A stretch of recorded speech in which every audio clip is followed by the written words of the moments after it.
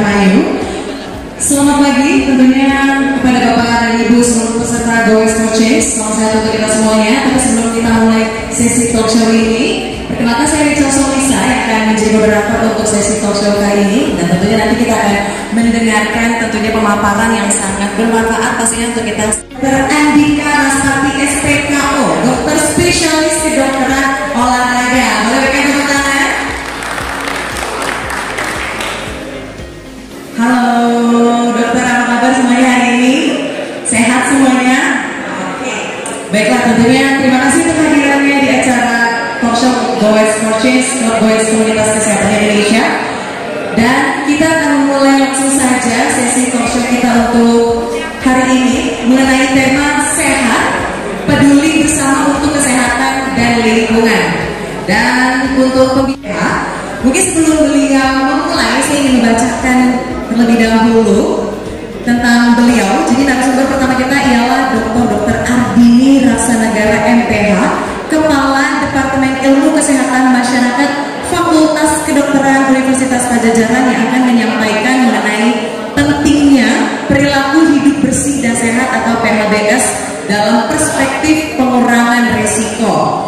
Beliau menyelesaikan pendidikan S1 di Fakultas Kedokteran Universitas Padjadjaran, kemudian S2 di bidang Public Health di Wollongong University Australia, dan S3 kedokteran di Fakultas Kedokteran Universitas Padjadjaran. Dan tentunya saat ini beliau menjabat sebagai Kepala Departemen Ilmu Kesehatan Masyarakat Fakultas Kedokteran Universitas Padjadjaran dan juga Koordinator Peminatan Kesehatan Lingkungan dan Kesehatan Kerja Fakultas Kedokteran Universitas Padjadjaran. Dan tentunya beliau juga aktif dalam penelitian, pengajaran, dan pengabdian masyarakat di bidang kesehatan masyarakat, kesehatan lingkungan, serta kesehatan bunga teratai.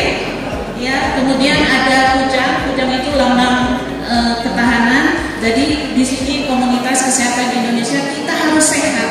Jadi sesuai dengan tadi motonya harus healthy, happy, kemudian apa lagi? Friendly dan fun. Nah, itu saya juga punya moto sebetulnya. Ketika habis kuliah, saya selalu mengucapkan 3 moto. Ya, stay healthy, stay healthy, and don't forget to be happy. Sarang meo. Nah, gitu ya. Jadi sarang meo. Ya. Kemudian itu ada lambang bunga teratai, ya, lambang kalau sebagai kesehatan. Klinik Utama Westro, kemudian dokter tim kesehatan KONI DKI Jakarta, dan juga dokter tim nasional balap sepeda Indonesia, dan dokter kontingen Indonesia untuk Olimpiade di Paris tahun 2024. Wow, boleh berikan tepuk tangan ya. Dan tentunya beliau banyak terlibat dalam pengembangan protokol kesehatan olahraga, pencegahan cedera, serta peningkatan performa atlet dan masyarakat umum, sekaligus tentunya sering menjadi narasumber untuk berbagi edukasi kesehatan olahraga gitu ya. Baiklah, jadi langsung saja kami bersama kepada Dr. Andika. Terima kasih. Saya boleh buka dengan pantun ya? Boleh. Ahli hukum pakai batu. Assalamualaikum masih hidup.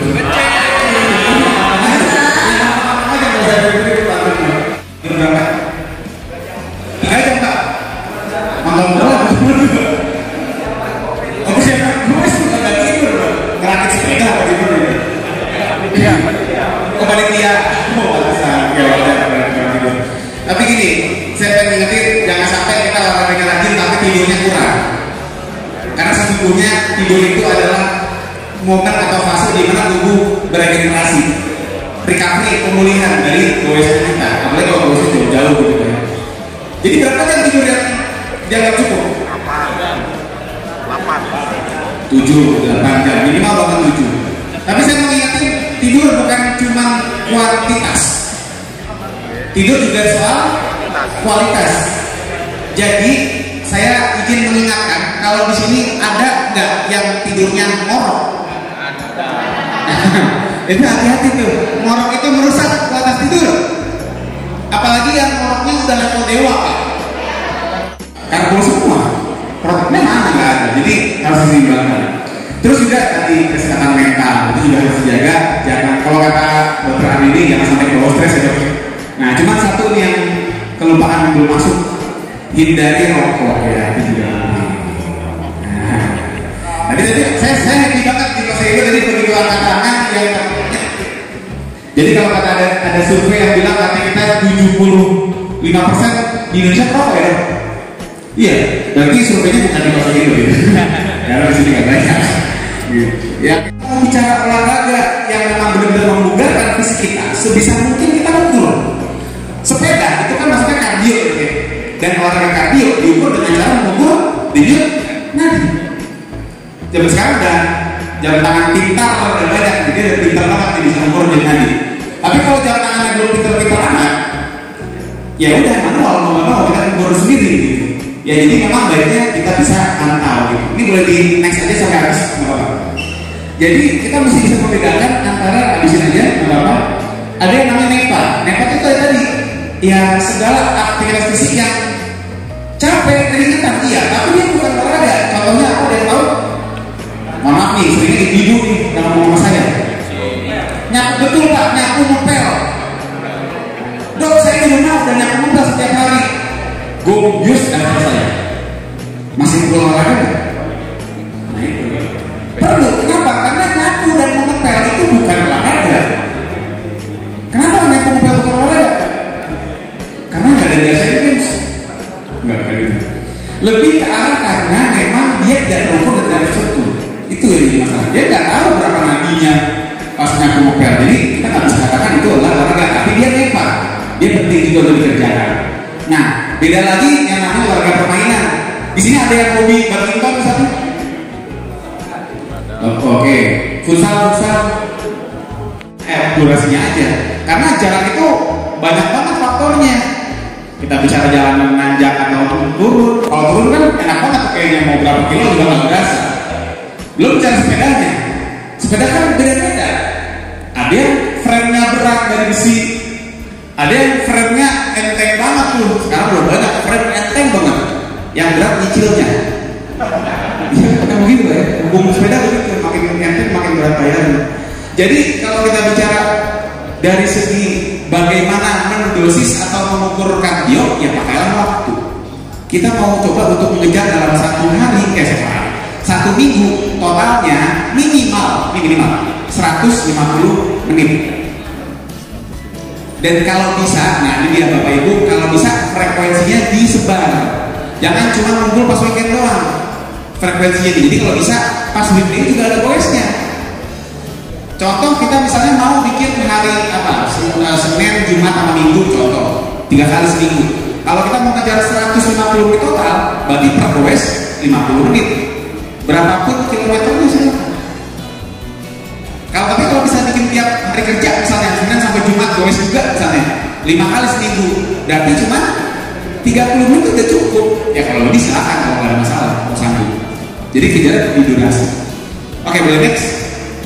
Nah terkait sepeda itu sebenarnya merupakan sebuah olahraga kardio yang bisa dikatakan kalau saya lihatnya cukup aman sebenarnya.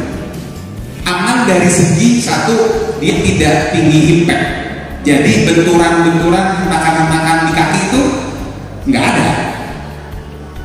Berbeda dengan lari gitu ya. Karena kan lari kan kadang orang sakit lututnya apa segala macam. Kalau sepeda cenderung aman, bukan berarti nggak ada. Ada orang-orang yang sakit pinggang itu. Nah, oh iya ini kalau jalanan rusak atau kita ambil ekstrimnya Pak, kalau main downhill, sebetulnya sepeda juga kan, tapi HIP. Tapi tetap kalau yang saya amati tetap lebih aman atau lebih minim dibanding lari. Jadi untuk orang-orang yang punya masalah dengan berat badan, atau punya masalah dengan lutut, ada pengapuran segala macam, sepeda itu cocok banget. Cuman, nah ini ada cumannya. Bicara sehat ya sehat, tapi olahraga selalu jadi rumah pedang Pak. Kalau Bapak Ibu perhatikan, cukup banyak berita yang viral. Orang pelan-pelan ada yang kolaps. Ya, saya sering banget ngomong itu. Alhamdulillah makin kemarin makin jarang, tapi bukan udah nggak ada. Kenapa kira-kira Pak? Kenapa orang sepeda pelotonan suka badannya kolaps? Iya, satu maksa. Yang kedua, tapi gini, kalau kita kerja, kenapa kok maksa ya? Karena dengan saya sangat happy dengan komunitas sepeda, cuma saya perlu ingetin sebagai dokter olahraga, hati-hati saat pelotonan, karena kondisi fisik di pelotonan itu belum tentu sama. Dan saya harap di posisi itu enggak ya, tapi beberapa komunitas lain juga saya bicara di luar ya. Itu seringkali kalau misalnya ada anggota peloton yang copot, yang ketinggalan, nyampe di finish itu diledekinnya bisa 2 hari 2 malam. Jadi kan sudah gitu kan, ada pukulnya gantinya kulit rawat gitu. Ya ada aja lah kata-katanya. Padahal apa tadi udah mana sepedanya beda, kondisi fisiknya juga nggak sama. Makanya kenapa penting banget mulai next. Nah ini kita harus aware sama ini Bapak Ibu. Bersepeda sehat tapi bukan tanpa resiko nih. Bisa cedera. Cedera ada yang akut, ada yang overuse. Sekarang saya mau tanya nih, buat Bapak Ibu yang rekan-rekan senior sejawat dokter mungkin tahu ya. Tapi mungkin yang bukan dokter masih suka salah nih. Apa sih artinya akut? Hah? Iya, dokter kan dokter. Dokter curang gitu, dokter yang jawab. Jadi banyak yang mikirnya dong akut parah, berat gitu sakitnya. Bukan.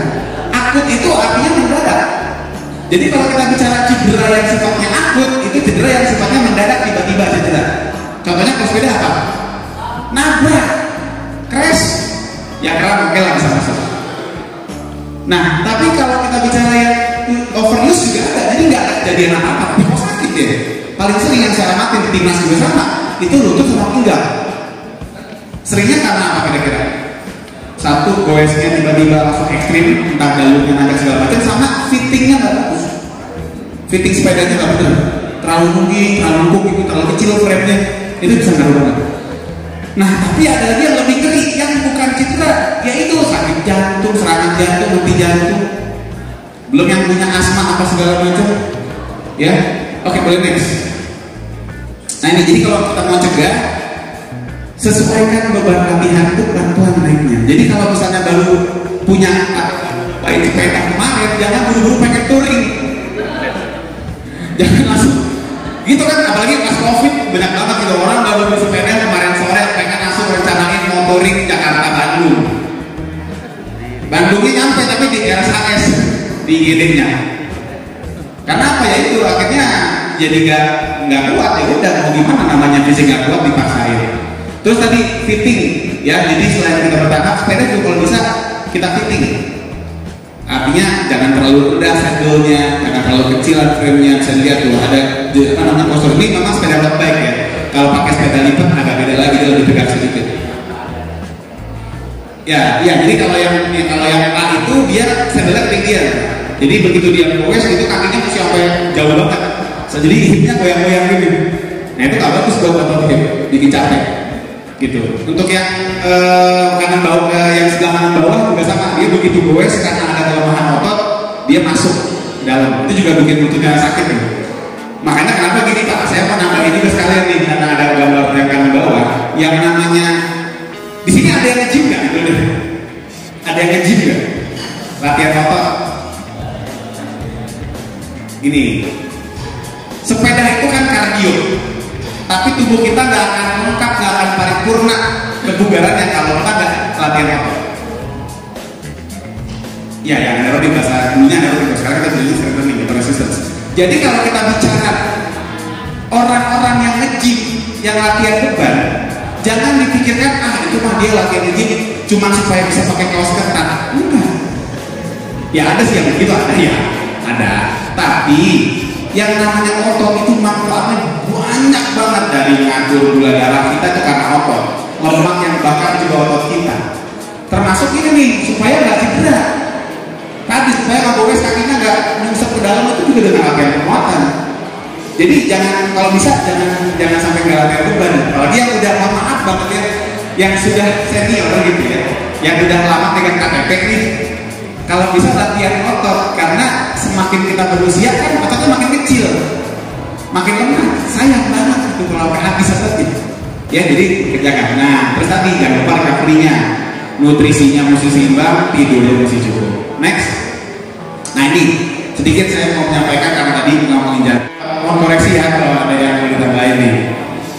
Kami dari Dokter Olahraga pernah bukan bikin langsung, tapi mengkaji lah begitu bahwasanya memang dalam dunia olahraga seringkali orang yang kolaps saat sepeda atau saat lari itu 90% karena jantung. Dan penyakit jantung ini bukan suatu penyakit yang dalam semalam benar-benar nongol gitu. Artinya apa? Sebenarnya kalau ada orang yang lagi olahraga terus kemudian kolaps, bukan karena panas, bukan karena heat stroke gitu ya, tapi memang karena kolaps tiba-tiba langsung meninggal atau bisa bilang mati jantung mendadak. Itu most of the case paling sering sebenarnya dia sudah punya bakatnya dari dulu, tapi nggak ada deteksi. Karena kita masih punya kebiasaan orang malas tekad. Jadi dia dalam kondisi lari atau sepedahan, dia nggak tahu jantungnya ini udah punya bakat berhenti mendadak. Makanya kenapa kita punya menggalakkan kalau bisa, kalau bapak ibu bisa punya kebiasaan goes rutin, cek minimal dalam EKG kalau bisa, minimal lagi ke dokter lah untuk kita cek pakai stetoskop ngobrol sama dokternya. Karena apa?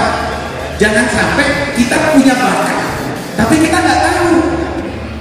Mending kalau bakatnya nyanyi, sulap, apa, bakatnya sakit jantung kan ngeri.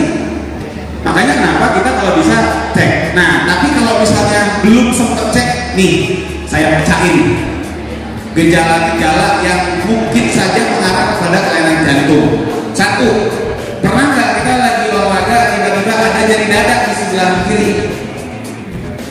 Kalau jantung itu khasnya dia nyerinya itu nyebar. Kalau kita sakit ini nih, di sini dong nggak sakit ini, ini dia, itu bisa otot tuh, yang bisa ditunjuk ke jari. Tapi kalau jantung ini sakitnya kayak ditindih, kayak didiban. Makanya orang bilang ada yang bilang angin dulu, karena kayak dihimpit, dihimpit gitu. Satu, sesak napas yang nggak jelas, maksudnya kok tiba-tiba cuma singkat doang geraknya, tapi kok udah kesel banget. Sinkop, ada nggak di sini yang pernah olahraga terus kemudian blur gitu, gelap gitu, kunang-kunang kayak mau pingsan? Nah itu juga hati-hati. Bukan tidak mungkin itu terjadi karena pompa jantungnya udah kurang bagus. Terus juga riwayat meninggal pada keluarga itu juga mesti dikaji. Apalagi kalau keluarga yang meninggal ini dia meninggalnya usia relatif muda di bawah 20 tahun. Jangan-jangan ada faktor genetik. Sama nadi yang tidak berat badan, ya. Jadi memang paling sering itu juga itu. Jadi itu yang kita harapkan bisa diperiksa. Next. Ya ini terakhir saya rasa. Jadi ini pencegahan jantung tadi ya. Cek, sesuaikan beban latihan, jangan ujuk-ujuk ngoyo. Kita olahraga pengen bisa sehat, bukan buat ngalahin orang lain kan. Sesuaikan sama kondisi masing pribadi. Dan jangan sampai dehidrasi. Dehidrasi juga bisa bikin masalah jantung. Ya, jadi jangan lupa minumnya. Terus lifestyle lain juga jangan lupa. Makannya harus benar, tidurnya harus cukup, dan juga stres harus di-manage. Udah kayaknya segitu aja. Terima kasih. Assalamualaikum warahmatullahi wabarakatuh. Latihan agar sesuai kemampuan dan tidak memaksakan diri masing-masing. Ya, pertama kita mesti ingat dulu Mbak Rachel, yang mau olahraga itu udah pernah olahraga belum sebelumnya. Kalau dia ini merupakan anggota komunitas rebahan gitu ya, yang benar-benar bahasanya, itu kita nggak bisa kasih langsung jauh-jauh gitu, nggak mungkin. Sesimpel jalan kaki dari seperti yang sudah disampaikan, jalan kaki juga kardio. Jadi jangan dibayangkan kardio itu harus yang keringetan, harus yang capek, lompat-lompat gitu. Enggak, sesimpel kita berjalan kaki, tapi tadi dengan kecepatan yang dipertahankan, agak cepat sedikit jalan santai, kemudian bikin durasinya yang ditargetkan, itu menjadi sebuah olahraga. Jadi kita untuk bisa memilih olahraga apa sih yang pas buat pasien kita, yang kita pelajari dulu nih kebiasaan dia, termasuk juga kita periksa kakinya apa enggak, buat olahraga yang sifatnya high impact, bagaimana dengan berat badannya. Jadi mesti emang dikaji benar gitu. Artinya jangan sampai kita malah ngasih olahraga yang salah, malah bikin pasien yang kenapa. Oke, berarti dilihat juga dari kesehatan 45 tahun. Tapi saya praktisi, pernah juga menjabat Kepala Pusat Promosi Kementerian Kesehatan. Saya perkenalkan bos saya Pak Supriyantoro, sekjennya. Nah, pengalaman kita kalau buat kita-kita di sini sudah selesai ceritanya, dimulai dari diri sendiri. Begitu Dokter Andika ya. Yang jadi masalah yang di rumah kita. Nah, itu dia. Ya, anak-anak itu ngelihat kita berangkat ke Bandung mau gowes saja, geleng kepala mereka. Mau ngapain sih papa itu? Gitu. Seperti itu. Punya sepeda 2, cuma saya aja yang pakai, yang lain nggak gubris. Jadi bagaimana caranya? Terus terang aja, cara lain saya lakukan misalnya pergi ke mall, tapi tidak saya sebut mau kemana. Saya bawa jalan dulu kira-kira sampai 5.000 langkah, baru ketemu apakah namanya restoran atau tempat makan. Terpaksa begitu cara ngerjainnya, untuk memunculkan need for exercise-nya gitu ya. Yang mau saya tanyakan kepada ibu selaku pengajar, ada nggak teori baru memperbaiki situasi ini dengan tradisi anak hari ini yang berubah? Tadi di sini disebut olahraganya apa tadi dok? E-sport, megang HP, sedentary, ya, duduk-duduk malas kan gitu ya, bahkan sambil tidur kadang-kadang gitu, nggak keluar-keluar dari kamar, bukan nggak kerja, gitu ya. Kira-kira apa Bu, apa Dokter Andika? Terima kasih, itu aja. Assalamualaikum warahmatullahi wabarakatuh. Nama saya Dokter Adibin Sasiregar. Basket. Ya, jadi di Unpad ini kemarin selalu ada DS, itu Fakultas Kedokteran juara 1 dulu aja gitu ya, pemain basket. Dan di Porisman pekan olahraga khusus lansia 60 tahun SMA, itu baru tahun kemarin aja kalah itu.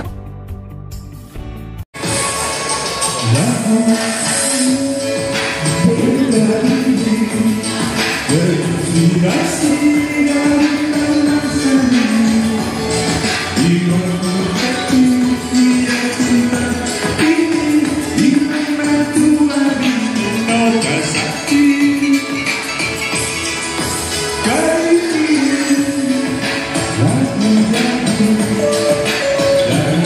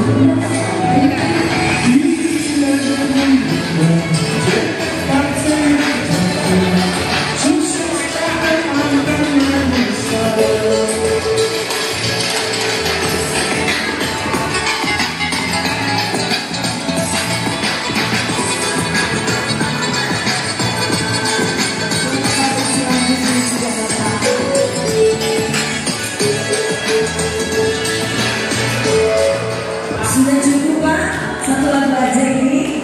Beri tepuk tangan yang meriah buat. Iya.